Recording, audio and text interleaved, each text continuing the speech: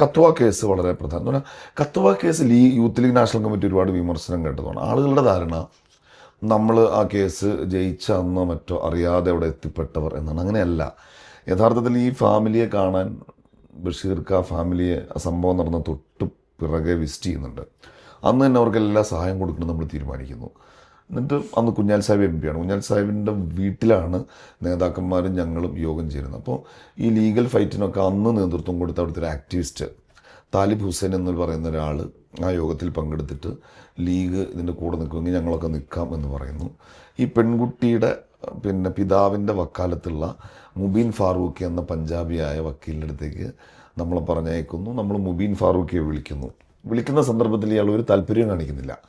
എന്നിട്ട് നമ്മൾ ഇയാളെ തേടി ഇയാളുടെ നാട്ടിൽ എത്തുന്നു. മലർക്കോട്ട്ല എന്ന് പറയുന്ന പഞ്ചാബിൽ അവിടെ എത്തി നേരിട്ട് കണ്ട് സംസാരിക്കുമ്പോൾ മൂപ്പര് പറയാണ്, ഇത് സഹായിക്കാമെന്ന് പറഞ്ഞ് നിരന്തരം എനിക്ക് ഫോൺ കോളാണ്. ഈ വിളിക്കുന്നവർ പലരും ഏത് തരക്കാരാണെന്ന് അറിയാത്തതുകൊണ്ടാണ് ഞാൻ ഇതിന് വലിയ താല്പര്യം കാണിക്കായിരുന്നത്. പക്ഷെ നിങ്ങൾ വന്ന് നിങ്ങളോട് സംസാരിക്കുമ്പോൾ ഞങ്ങൾ എൻ്റെ കൂടെ അവസാനം വരെ നിൽക്കുന്നൊരു ബോധ്യം വരും. കാരണം 3-4 MP അദ്ദേഹത്തിന് കേട്ടാൽ തിരിച്ചറിയാവുന്ന നേതാക്കന്മാരൊക്കെ ഉള്ളൊരു പാർട്ടി ആണ് ഞങ്ങളെ പറഞ്ഞയച്ചത് എന്ന ഘട്ടത്തിൽ അദ്ദേഹം നമ്മൾ വിശ്വസിച്ച് കൂടെ നിന്ന് നമ്മൾ മുന്നോട്ട് പോകാം. 2 ചോദ്യങ്ങൾ. ഒന്ന്, ഒരു ക്രൈം നടന്നാൽ പ്രോസിക്യൂഷൻ വക്കീലന്മാരുണ്ടാവുമല്ലോ, പിന്നെ എന്തിനാണ് ലീഗ് പോയിട്ട് സഹായിക്കുന്നത്? ഇവിടെ പലരും, ഞാൻ ആളുകളുടെ പേരൊന്നും പറയുന്നില്ല, അവരൊക്കെ അന്നൊന്നും ഉന്നയിച്ചൊരു ചോദ്യമാണ്. പ്രോസിക്യൂഷൻ തന്നെയാണ് ആ കേസ് നടത്തുന്നത്. പക്ഷേ ഈ കേസിൻ്റെ വിചാരണ സുപ്രീം കോടതി ഇടപെട്ട് പത്താൻകോട്ടിലേക്ക് മാറ്റണം. പത്താൻകോട്ട് എന്ന് പറഞ്ഞാൽ പഞ്ചാബ് ഡൽഹിയിൽ നിന്ന് അവിടേക്ക് നല്ല ദൂരമുണ്ട്. ട്രെയിനിന് തന്നെ 10-14 മണിക്കൂർ വേണം. അത്ര ദൂരെയുള്ളൊരു സ്ഥലത്താണ് ഈ കേസിൻ്റെ ട്രയൽ നടത്തുക. ആ ഗവൺമെൻറ് ഈ ക്രൈം നടക്കുമ്പോൾ PDPയും BJPയും സംയുക്തമായി ഭരിക്കുന്ന ഒരു ഗവൺമെൻറ്റാണ് കശ്മീർ ഭരിച്ചുകൊണ്ടിരിക്കുന്നത്. അവിടെയാണ് മന്ത്രിമാരടക്കം പങ്കെടുത്ത പ്രതിഷേധ റാലികൾ നടന്നത്. സുപ്രീം കോടതിയാണ് കേസ് മാറ്റി പോസ്റ്റ് ചെയ്യുന്നത്. പക്ഷെ പ്രോസിക്യൂഷൻ അഭിഭാഷകരെയൊക്കെ വെക്കുന്നത് അന്നത്തെ ആ ഗവൺമെൻറ്റാണ്. ആ ഗവൺമെൻറ് മെഹബൂബ മുഫ്തി ഉണ്ടെങ്കിലും BJPക്ക് നിർണായക നിയന്ത്രണമുള്ള ഒരു ഗവൺമെൻറ്റായിരുന്നു. നമുക്ക് ആ വക്കീലന്മാർക്ക് അതിൻ്റെ ചാർജ് ഷീറ്റ് അടക്കം 10,000-10,000 വരുന്ന ഡോക്യുമെൻറ്റ്സ് കൃത്യമായി ഫോട്ടോസ്റ്റാറ്റ് എടുക്കാൻ പോലും പല സന്ദർഭങ്ങളിലും സൗകര്യം ഉണ്ടാകുന്നില്ല. പിന്നെ ഇതിൻ്റെ വിറ്റ്നസ്സിനെ എത്തിക്കണം. ഈ പിതാവ്, അദ്ദേഹം ക്രൈം സീനിലുള്ള ആളാണ്, ഒരു സാക്ഷിയും കൂടിയാണ്. ആ മനുഷ്യന് കൃത്യമായി കോടതിയിൽ ഹാജരാവണം. ഇതൊക്കെ ഫാമിലിയും കൂടി സപ്പോർട്ട് ചെയ്യുമ്പോഴാണ് പ്രോസിക്യൂഷൻ അതിലേക്ക് ഒരു താല്പര്യം കാണിക്കാം. പ്രോസിക്യൂഷൻ നന്നായി നടത്തിയൊരു കേസാണ്. ആ സപ്പോർട്ടീവ് റോളിൽ നമ്മളെടുത്തിട്ട് പറഞ്ഞാൽ ഇവർ നമ്മളിട്ട 1-2 ഫേസ്ബുക്ക് പോസ്റ്റ് ചൂണ്ടിക്കാണിച്ചിട്ടാണ് ഇവർ ഫേസ്ബുക്കിൽ ഇടാൻ വേണ്ടി പോയവരാണ്. സത്യത്തിൽ സാർ സാഹിബ്, നമ്മൾ അവിടെ ആ ഫോട്ടോ എടുത്ത യാത്രകൾ മാത്രമല്ല, അത്രയും വലിയൊരു ക്രൈമിൻ്റെ ട്രയൽ അവിടെ നടക്കുന്നു എന്ന് പറഞ്ഞാൽ ഇന്ന് ഒരു വിറ്റ്നസ് അവിടെ എത്തണമെങ്കിൽ നമ്മളത് ഫോളോ അപ്പ് ചെയ്യണം. ആ വിറ്റ്നസ് കശ്മീരിൽ നിന്ന് പുറപ്പെട്ട് ഇവിടെ വരണം.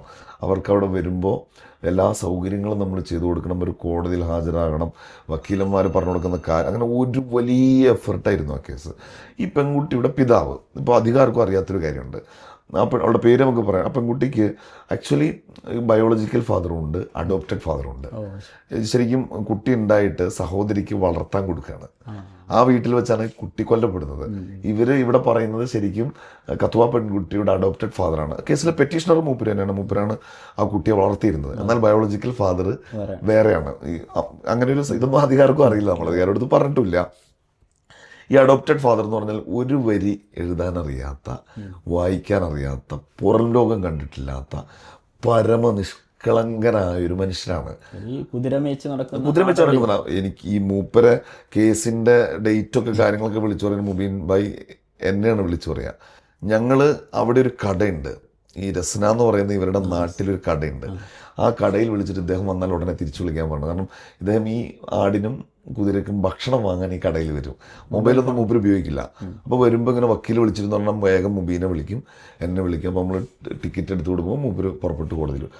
ഈ ഒരു സുപ്രഭാതത്തിൽ മുബീൻ ഞങ്ങളെ വിളിച്ചിട്ട് പറയുന്നു, സുബൈർക്ക് ഞാനും ബാബുവും നിങ്ങൾ പെട്ടെന്ന് പുറപ്പെടണം, കേസിൻ്റെ ജഡ്ജ്മെൻറ്റ് മറ്റന്നാൾ പറയാൻ പോകണം. ഞങ്ങൾ പെട്ടെന്ന് ടിക്കറ്റ് എടുത്ത് കയറി ഒരു ഡൽഹി ചെന്നപ്പോൾ പുലർച്ചെയാണ് ഡൽഹിയിൽ നിന്ന് പത്താംകോട്ടിലേക്ക് ട്രെയിൻ ഉള്ളത്.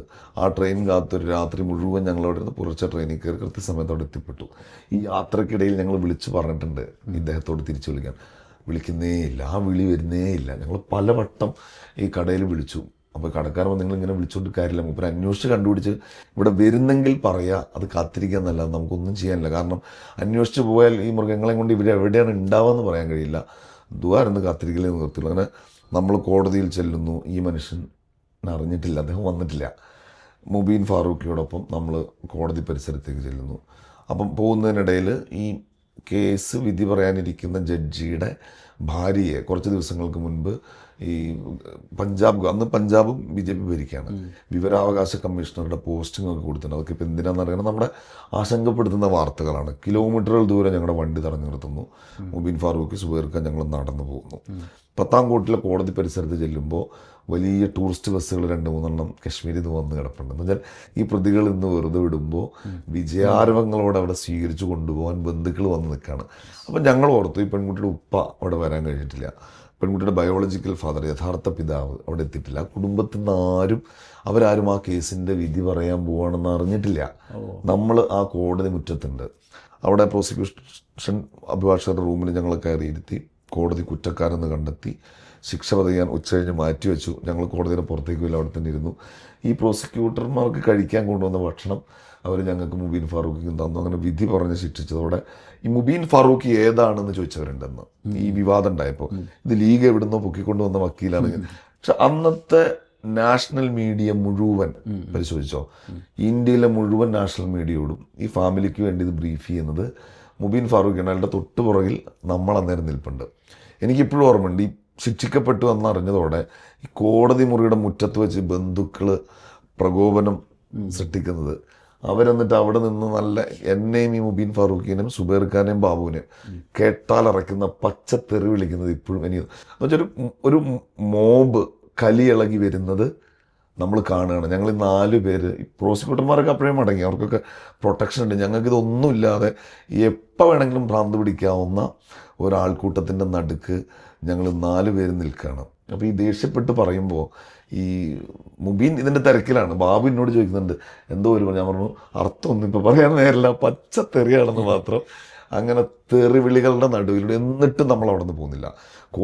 ആ കോടതി മുഴുവൻ വിജനായി, അവിടെ ആകെ ഇരുട്ട് വീണു. മുബീൻ പറഞ്ഞു ജഡ്ജ്മെൻറ്റ് വാങ്ങിക്കൊണ്ടല്ലാതെ നമ്മളിവിടുന്ന് പോയിക്കൂടെ, എന്ത് സംഭവിച്ചാലും ജഡ്ജ്മെൻറ്റിൻ്റെ കോപ്പി കിട്ടണം. ആ ജഡ്ജ്മെൻറ്റിൻ്റെ കോപ്പിയും വാങ്ങി ഞങ്ങൾ അവിടെ നിന്ന് ഇറങ്ങുമ്പോൾ ഒരു പോലീസ് ജീപ്പിൻ്റെ പിറകിൽ സുബൈർക്ക് ഇങ്ങനെ ഫോണിൻ്റെ ക്യാമറ ഓണാക്കി നിൽക്കുകയാണ്. ഞങ്ങൾ ചെന്നിട്ട് സുബൈർക്ക് എന്തെങ്കിലും ഷൂട്ട് ചെയ്യണം, അവരെ ജയിലിലേക്ക് കൊണ്ടുപോകണം, അത് ഇന്ന് ലോകം കാണണം എന്ന് പറഞ്ഞിട്ട് ആ പ്രതികൾ ഓരോരുത്തരായി ഒപ്പിട്ട് ആ ലോറിയിൽ കയറി ജയിലിലേക്ക് പോകുന്നത് നമ്മൾ അവിടെ നിന്ന് ഫേസ്ബുക്കിൽ ലൈവ് ഇട്ടു. അത് നമ്മുടെ ഒരു വിജയാഹ്ലാദോ അല്ലെങ്കിൽ ഒരു പ്രഖ്യാപനമല്ല, പക്ഷേ അത്രമേൽ പിന്നെ ഡൗൺ എന്ന് പറഞ്ഞാൽ നമ്മൾ ഇന്ത്യയിൽ പറയാവുന്ന ഏറ്റവും മരുവൽക്കരിക്കപ്പെട്ട മനുഷ്യർ എല്ലാ ഫാമിലിക്ക് പോലും അവിടെ എത്തിപ്പെടാൻ കഴിയാത്ത നമ്മൾ അവിടെ എത്തിയത് ചെയ്തു എന്നുള്ളത് ലോകത്തോട് അന്ന് പറഞ്ഞത് നമ്മളാണ്. എന്നിട്ട് അവിടെ നിന്ന് മടങ്ങാൻ തുടങ്ങുമ്പോൾ അവിടുത്തെ ഞങ്ങൾ സ്ഥിരമായി പോയാൽ കാണാറുള്ള ഒരു പണ്ഡിതനും അവരെല്ലാം വന്നിട്ട് നിങ്ങൾ ആ കുട്ടിക്ക് നീതി കിട്ടുന്നത് കാണാൻ സാക്ഷിയായിട്ട് ആ പക്ഷത്തുണ്ടായിരുന്നു നമ്മൾ മാത്രമല്ല, അവളുടെ ഉപ്പയോ കുടുംബം ഒന്നുമില്ല, അവളുടെ സഹോദരങ്ങളായിട്ടും ബന്ധുക്കളായിട്ടും അന്ന് നമ്മൾ ആ വൈകുന്നേരം വരെ അവിടെ ഉണ്ടായിരുന്നു എന്നുള്ളത് ഇവരെ എത്ര കള്ളക്കഥ പറയാൻ ശ്രമിച്ചാലും അത് യൂത്ത് ലീഗിൻ്റെ ദേശീയ ഇടപെടലുകളുടെ ചരിത്രത്തിലെ ഏറ്റവും മനോഹരം. കേസിന്റെ ഒരു സ്റ്റാറ്റസ് എന്താണ് ഇപ്പോഴത്തെ കേസ് എന്ന് പറഞ്ഞാൽ നമ്മൾ അന്ന് തന്നെ അപ്പീൽ കൊടുക്കുമെന്ന് പറഞ്ഞിരുന്നു. പഞ്ചാബ് ഹരിയാന ഹൈക്കോടതിയിൽ നമ്മുടെ അപ്പീലുണ്ട്, ഈ പ്രതിഭാഗത്തിൻ്റെ അപ്പീലുണ്ട്. അന്ന് ഒരു പ്രതി, ആ പ്രതിയുടെ കാര്യത്തിൽ അയാൾ മൈനറാണോ മേജറാണോ എന്നൊരു ലീഗൽ ഇഷ്യൂ ഉണ്ടായിരുന്നു. മൈനറാണെങ്കിൽ ജുവൈനൽ ജസ്റ്റിസാണ്, മേജറാണെങ്കിലാണ് അന്ന് അത് തീരുമാനമാവേണ്ടി കിടക്കായിരുന്നു. അപ്പോൾ കുറച്ച് നാൾ മുന്നേ ഇയാൾ മേജറായിരുന്നു, ക്രൈം നടക്കുമ്പോൾ മേജറായിരുന്നു എന്ന് കണ്ടെത്തി ആ ട്രയലും ഇപ്പോൾ പത്താംകോട്ടി തന്നെ ആരംഭിച്ചിട്ടുണ്ട്. ശിക്ഷിക്കപ്പെട്ട പ്രതികളുടെ അപ്പീലും. ഏറ്റവും വലിയ വിരോധാഭാസം ഇപ്പോഴും യൂത്ത് ലീഗും മുസ്ലിം ലീഗും ഒക്കെ അതിന്റെ പഴി കേട്ടുകൊണ്ടിരിക്കുക. അതാണ് അതെന്ന് വെച്ചാൽ ഒരു മര്യാദയില്ലാതെ അറ്റാക്ക് ചെയ്തെന്നുള്ളതാണ്. കഴിഞ്ഞ നിയമസഭ നമ്മൾ മറ്റൊരു തെരഞ്ഞെടുപ്പിന്റെ പക്കത്തെത്തിക്കുക. കഴിഞ്ഞ നിയമസഭാ തെരഞ്ഞെടുപ്പിന്റെ സമയത്താണ് ബോധപൂർവം ഇത് നമുക്കെതിരെ ഉയർത്തിക്കൊണ്ടുവന്നിരുന്ന ഫിറോസിനെ തോൽപ്പിക്കുക എന്നുള്ളൊരു അജണ്ട, പിന്നെ നമ്മുടെ ഈ ഇടപെടലുകളുടെ വിശ്വാസ്യത തകർക്കുക എന്നുള്ള അജണ്ടയുടെ എനിക്ക് നേരിട്ട് ബോധ്യമുണ്ട്. ഈ നിരക്ഷരനായ മനുഷ്യനെ അന്നത്തെ കശ്മീരിലെ പ്രധാനപ്പെട്ട ഒരു CPM നേതാവ് വഴി നിരന്തരം ഇവരിവിടുന്ന് ബന്ധപ്പെടാൻ ശ്രമിച്ചിട്ടുണ്ട്. നിരന്തരം ബന്ധപ്പെടാനും നമുക്കെതിരെ പറയിപ്പിക്കാനും ശ്രമിച്ചിട്ടുണ്ട്. പക്ഷേ നമ്മൾ അദ്ദേഹത്തെ ഡൽഹിയിൽ കൊണ്ടുവന്ന് ഇപ്പം അതിനുശേഷം നമ്മുടെ പ്ലാറ്റിനം ജൂബിലി സമ്മേളനം കഴിഞ്ഞതിൻ്റെ പിറ്റേ ദിവസം എനിക്കൊന്ന് പോകാൻ കഴിഞ്ഞില്ല, ചെറിയൊരു അസൗകര്യം ഉണ്ടായിരുന്നു. സുബൈർക്കയും ഫൈസൽ ബാബുവും ഇവിടുന്ന് നേരെ പോയത് കശ്മീരിലേക്കാണ്. കാരണം ഞാനീ പറഞ്ഞ നമ്മുടെ കത്തുവ പെൺകുട്ടിയുടെ മൂത്ത സഹോദരിയുടെ വിവാഹമായിരുന്നു. മുബീൻ ഫാറൂഖിയെ കൂട്ടി അവർ പോയി. എനിക്ക് ആ വിവാഹത്തിൽ നമ്മൾ പങ്കെടുത്തു. ആ കുടുംബത്തെ അപ്പോഴും നമ്മൾ ചേർത്ത് പിടിച്ചു. നമ്മുടെ ഒരു സന്തോഷവും 2023 മാർച്ചിൽ എന്ന് വെച്ചാൽ അന്ന് മുതൽ ഇന്ന് വരെ ആ കുടുംബവുമായിട്ട് വളരെ ഊഷ്മളമായ ബന്ധം നമ്മൾ കൊണ്ടു നടക്കുന്നു. നമ്മളത് ഇപ്പോഴും ആ കേസിൻ്റെ ഫോളോ അപ്പ് മുബീൻ ഫാറൂഖി വഴി നമ്മൾ കൃത്യമായിട്ട് ചെയ്ത് പോകുന്നുണ്ട്. ഇപ്പോൾ അപ്പീൽ പെൻഡിങ് ആണ്. അപ്പീലായതുകൊണ്ട് തന്നെ അതിൻ്റെതായൊരു ലാഗിങ് ഒക്കെ കുറച്ച് പ്രതികളിൽ ജാമ്യം കിട്ടുകയും ചെയ്തു കേട്ടോ. ഇനി അതൊരു കോൺട്രവേഴ്സി ആക്കി കളയും. ശിക്ഷയുടെ പകുതി കാലാവധി പൂർത്തിയായതിൻ്റെ ഇളവ് കിട്ടി കുറച്ച് പേരിപ്പോൾ പുറത്തു വന്നിട്ടുമുണ്ട്. അതിനെ നമ്മൾ ചലഞ്ച് ചെയ്തിട്ടുണ്ട് അവിടെ. ഓക്കെ.